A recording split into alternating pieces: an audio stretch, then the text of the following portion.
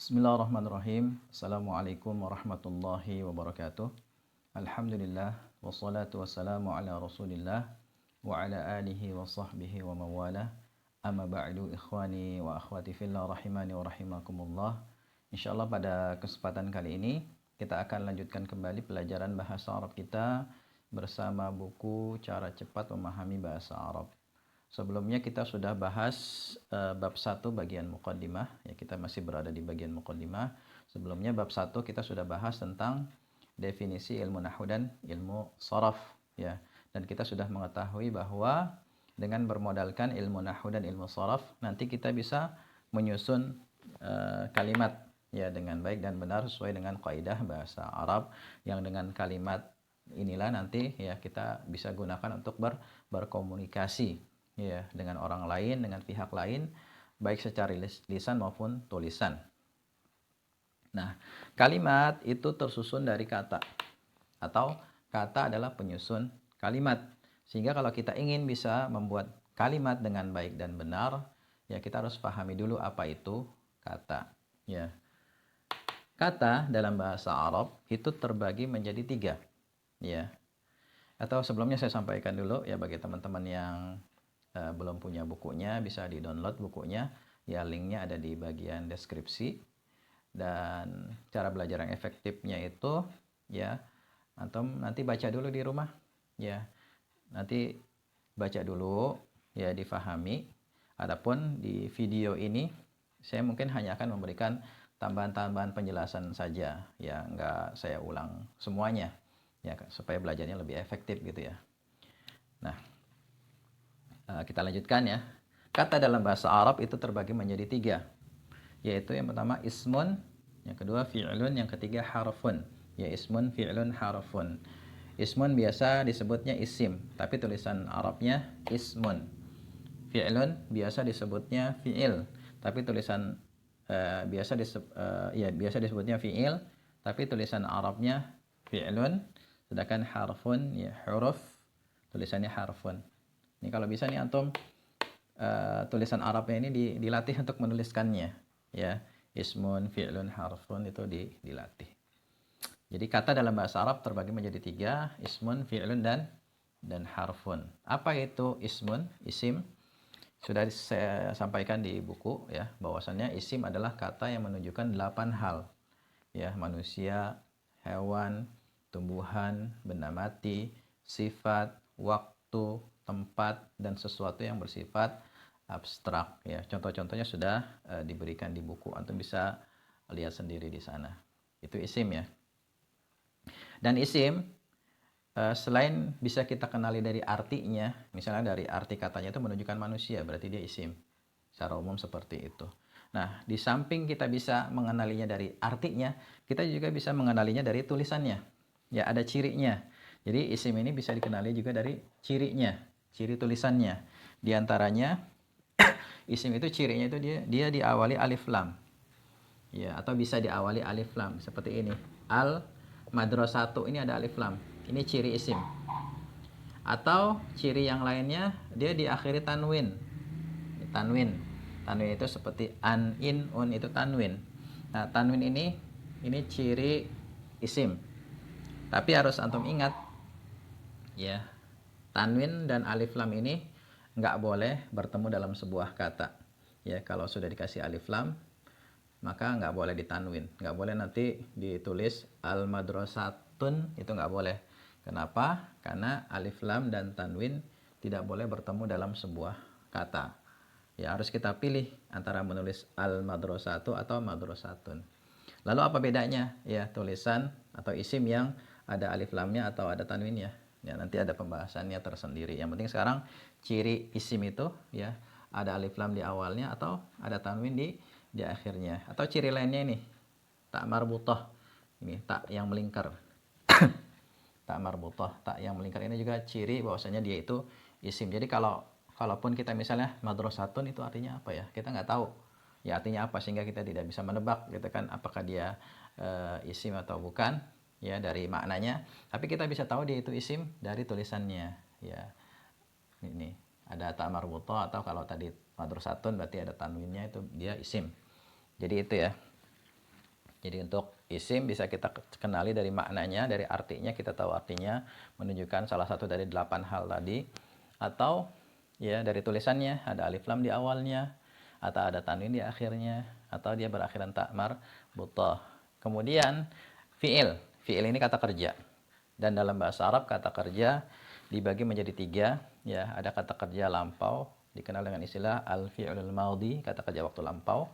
Yang kedua, al-fi'lul mudhari'u, kata kerja untuk waktu sekarang atau akan datang. Jadi kalau untuk fi'il mudhari' mengandung makna sekarang atau akan datang. Ya, nanti kalau sudah dimasukkan ke dalam kalimat kita bisa bedakan dia maksudnya sekarang atau akan datang. Kemudian yang ketiga fi'lul amri. Ya, fi'il amr, kata kerja perintah. Contoh misalnya zahaba. Zahaba ini fi'il madhi, artinya telah pergi. Yadhhabu fi'il mudhari', artinya sedang pergi atau akan pergi. Idhab, pergilah, ini fi'il amr, kata kerja perintah.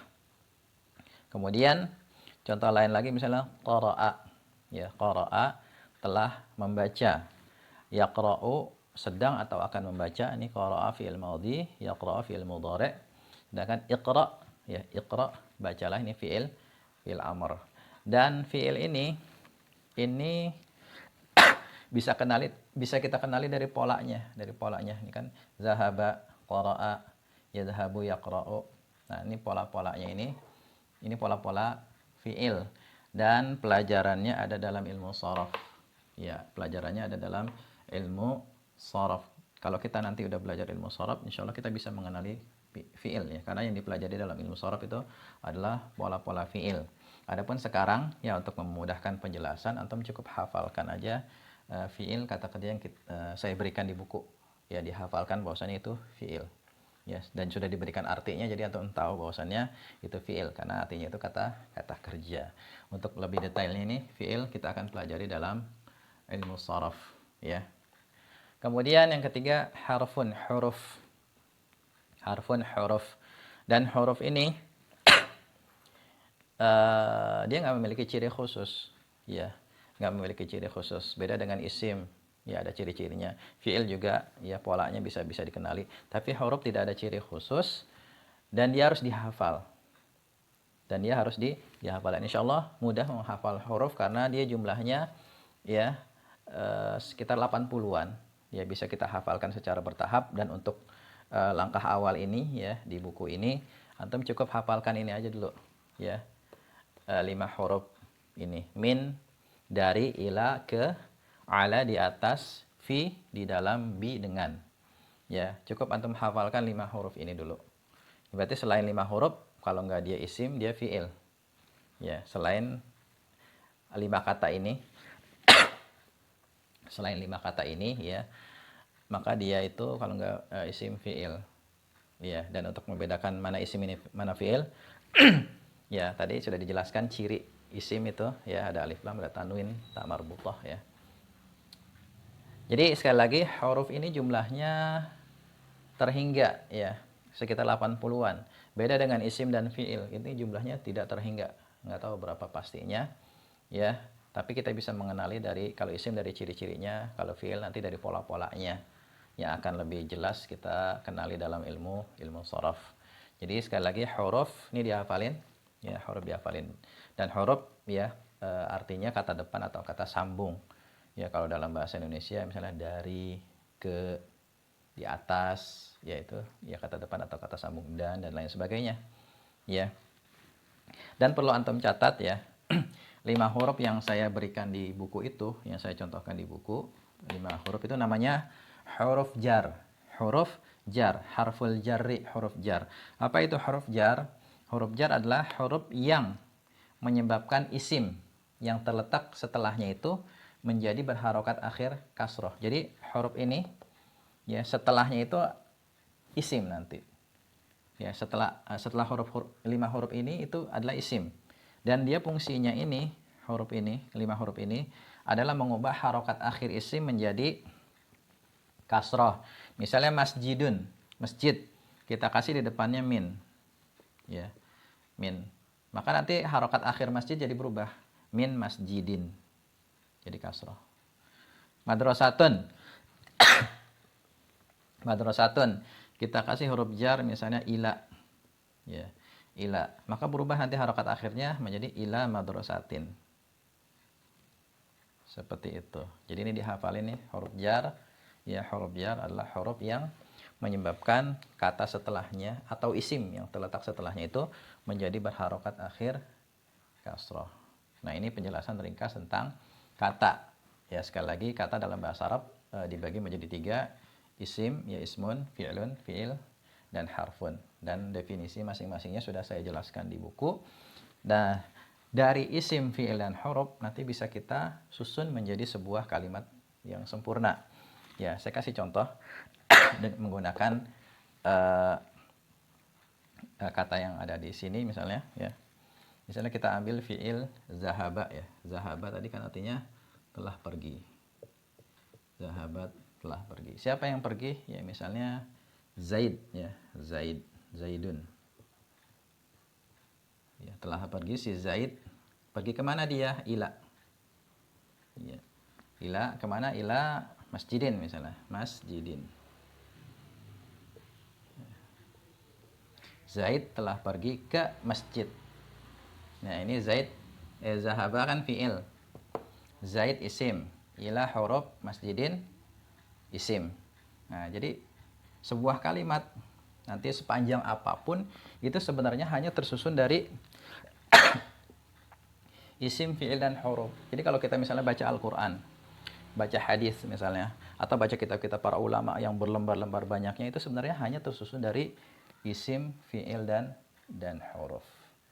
Ya, jadi kalau kita ingin ya memahami sebuah kalimat atau bisa menyusun sebuah kalimat, ya kita harus pahami apa itu kata terlebih dahulu. Ya, sebab kalimat ini tersusun dari kata. Nah, tugas antum sekarang adalah ya bisa mengenali mana isim, mana fiil, mana huruf. Ya, antum kerjakan latihan yang ada di buku tanpa melihat kunci jawabannya, karena di buku kan sudah ada kunci jawabannya tuh. Ya, antum kerjakan terlebih dahulu sendiri ya tanpa melihat kunci jawabannya. Setelah itu antum ya coba cocokkan jawaban antum dengan kunci jawaban. Ya, kalau masih ada yang belum jelas nanti bisa antum tanyakan di kolom komentar. Ya, barangkali ini ya yang bisa kita bahas. Semoga bermanfaat ya. Kalau masih ada yang belum jelas ya silahkan nanti antum bisa tanyakan di kolom komentar ya. Wallahu a'lam bishawab. Subhanakallahumma bihamdika asyhadu an la ilaha illa anta astaghfiruka wa atubu ilaik. Assalamualaikum warahmatullahi wabarakatuh.